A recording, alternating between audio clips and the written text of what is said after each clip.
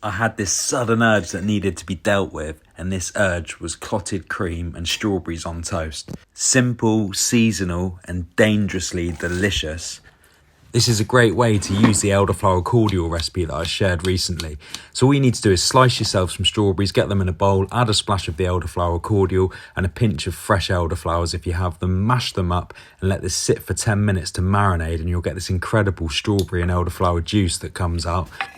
Then pop some bread in the toaster, and while that's toasting, get a hot spoon and scoop your clotted cream. This cuts deep being a Devonian, as this is Cornish clotted cream, but anyway, it's delicious nonetheless. Spread that on your toast with a hot spoon and you'll get this nice indentation, which will then hold the strawberries nicely, and just let them run all over the toast, do what they need to do. A little bit of cracked black pepper to finish because it adds a little bit of spice to it and heat, and also some fresh elderflowers. And trust me, this is absolutely delicious and you need to have a go. It's such a classic pairing.